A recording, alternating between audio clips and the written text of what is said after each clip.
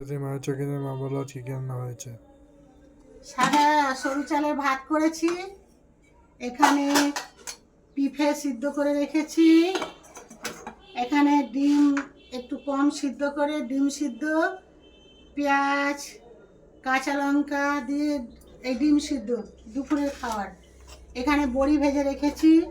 এখানে সব রকম দিয়ে একটা সবজি, আলুটা তেলে নুন হলুদ দিয়ে ভেজে তুলে রেখেছিলাম, সিমটা ভেজে তুলে রেখেছিলাম। এই দেখুন সিম দিয়ে ওই তেলের মধ্যে লাউ ডাঁটা বেগুন ভালো করে দিয়ে কষি নিয়ে জিরে গুঁড়ো সর্ষে বাটা একটু লঙ্কা গুঁড়ো দিয়ে জল দিয়ে দিয়েছিলাম, সিদ্ধ হয়ে নামিয়ে নিচ্ছি, ঢেলে নিয়েছি। এখন এই যে সর্ষের তেল দিয়ে একটু সাঁতলে নেবো, সর্ষের তেল দিয়ে সম্বরা দেবো, তারপরে বড়িটা মিশিয়ে দেবো। এই দেখুন 5 ফুটন তেজপাতা গোটা লঙ্কা ছিঁড়ে দিয়েছি। এই যে সবজিটা ভালো করে স্বাদ মতো লবণ দিয়ে দিচ্ছি।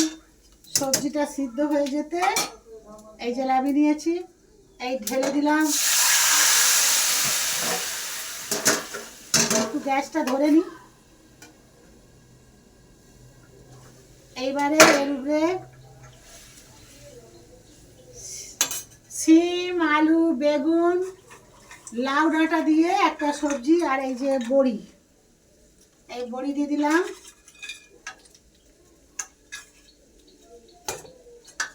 এই বড়ি দিয়ে নাড়াচাড়া করলাম।